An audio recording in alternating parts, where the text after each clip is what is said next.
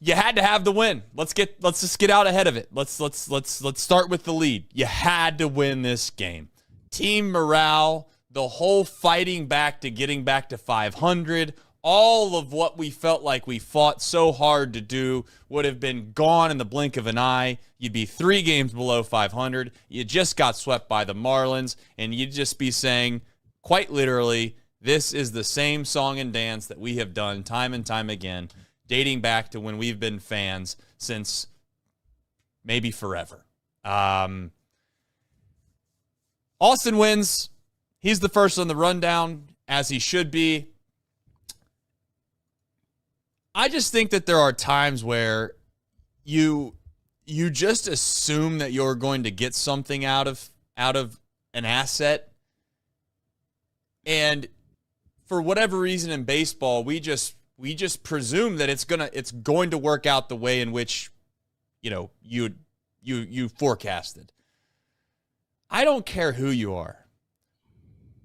If you put together a 6-hit performance, and oh, by the way, you've been hitting relatively well the rest of the season, and again, using round holistic numbers here, but you're hitting above 300, you're getting on base damn near 50% of the time, you got an OPS above 1,000, you got to at least respect that to a small degree. I'm not saying you hit him third in the lineup, not going out in there and saying that, but I definitely think you deserve more opportunities than what he's been given, especially considering where this Reds offense has been and where it's stayed. And I get it. You got to give Steer more opportunities. You got to give Candelario more opportunities. You're not just going to, basically kick the bucket on those guys and just say that they're done for the rest of the season. But Austin Wynns deserves more opportunities than he's gotten. And I'm hopeful that he continues to get them. And here's the thing. To be very clear, it's okay if he's going to cool off. It's okay if he cools off, but let's at least give him the opportunity to cool off. Like, let's not in the middle of him hitting 5 or 6 threes in a row, send a sub to the table and bring him out. That's where I'm at with it. And I don't know what needs to be done next, Nick, to kind of give him more opportunities. I'd start with, as I've said before, I might look like an idiot for saying this, I'd start with at least considering DHing him. It would be at least a consideration. And I know that you're not down for that. And maybe Tito's doing it perfectly right, and that's why Wynns is playing so well, is because he's putting him in the lineup at the perfect time every single time. But I guess we'll start with that. Candelario on the back half, because if he's not, in a weird way, Austin Wynns and Candelario are like they're on the same rundown graphic here for me. What he's doing is incredible. I still think I'm riding with Candelario or Steer, even as down as I've been on them in Colorado. I mean, it's a great opportunity for those guys to get going. You're the guy that laughs at Noah when he's building the ark, right? Yes. I am laughing at Noah right now. Yeah, you're kind of like the guy that's like, this isn't going to happen. It's too unlikely. It's not realistic. There's no way this guy can keep doing it and doing it and doing it. And there he goes. There goes Wynns.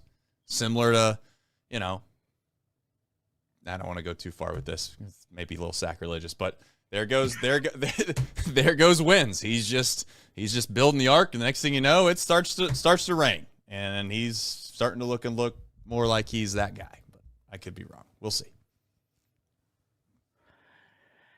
Yeah, to be honest, people probably hate this, I would maybe be more open to him starting Friday night at catcher over Trevino, even as good as Trevino's been. I think that would be maybe where, if you want to ride the hot hand, that's where I don't think you're losing as much. But I'm not playing him over one of those other guys in Colorado. This is a perfect opportunity for those guys to have a get-right weekend.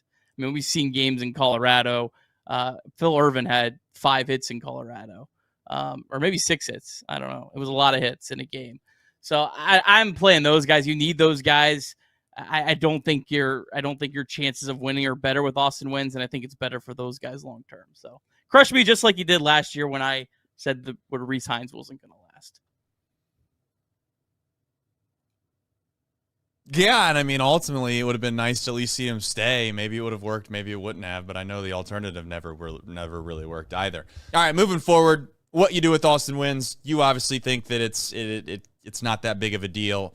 I'm openly saying that I just think when a guy's playing this well, you're doing yourself a disservice for not at least giving him more and more opportunities to prove that he's the guy that he was before, because you never know. Maybe you get lucky and you find – I guess I'm openly saying, like, if Will Benson at times can be as bad as he's been in the big leagues, okay, but he played literally half of a season at an elite level in the outfield, I guess I'm openly saying I think that there's a chance where anybody, and I say anybody, not disrespectful to Will, but just anybody that has the capabilities of reaching the big leagues, they have enough talent to where, in my opinion, they can get hot enough to play out of their mind for a half of a season, and that might be all we get, but I'll take that over sitting here trying to pedal out the guys we've continued to pedal out there that they just look bad.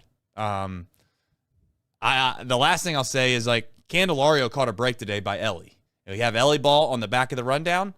Candelario was very close from the Marlins making a decision to try to turn two there, and we being absolutely over the moon. Or not over the moon, absolutely incredibly pissed that Candelario is still continuing to get at-bats. But we'll talk about that here in just a moment. Good to see Spencer Steer hit a couple balls hard today, get a couple big hits.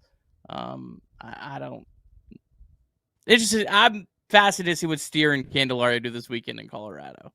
I hope we have a different perspective on at least one of them by the time we do a post-game show on Sunday night. Yeah. I agree with you. I don't want to be right sometimes with these guys. You know, I think people think that that like when you have a take or, oh, like Trace went crazy on Candelario, like, oh man, how bad of a look would it be if the next day he hit 3 home runs? I want him to hit 3 home runs. I want him to do well. I want Spencer Steer to do well. But when we talk about these things post-game, I just have to be honest in the way in which what we see is what we talk about. I can't sit here every single day and be like, yeah, I mean, Spencer Steer's going to figure it out for sure. He's a good player. That's like, I can't do that. I'd be lying to you. I can't sit here and say that Candelario looks like a guy that has even a chance of breaking out. Because unlike Matt McClain at times, like Matt McClain today, I get he's next on the rundown, and I don't want to get too far into the weeds on him. But, like, he hit a ball what seemed like 300 miles an hour today with the infield in.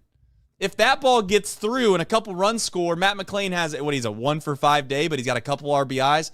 I get that he's not been great lately, but, like, he's been hitting the ball relatively hard. He has there's certainly something going on right now. He's swinging, missing a little bit more than I'd like. But let's be honest.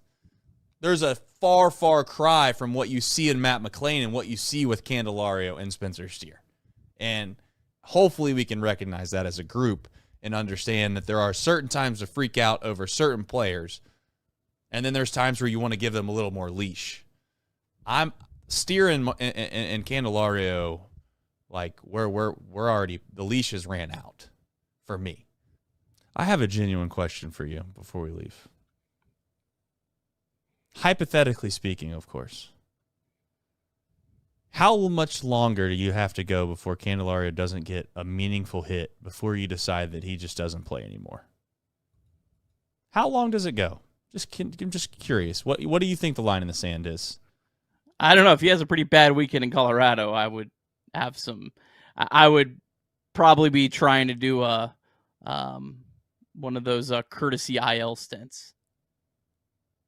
I think this is a good weekend. I mean, this is, if you can't go to Colorado and have a decent series against the legendary Kyle Freeland, Anthony Senzatella, and Ryan Feltner in Coors Field, you might be cooked. So yeah, no, I think this is a very big weekend for Candelario and Steer. Steer maybe gets a little bit longer of a leash because he did have 2 hits today. But yeah, if we get to Sunday night and those guys look like complete, you know what, then yeah, I mean, I think that there needs to be a very, very serious conversation about who's on the roster on Monday, April 28th at home against the St. Louis Cardinals.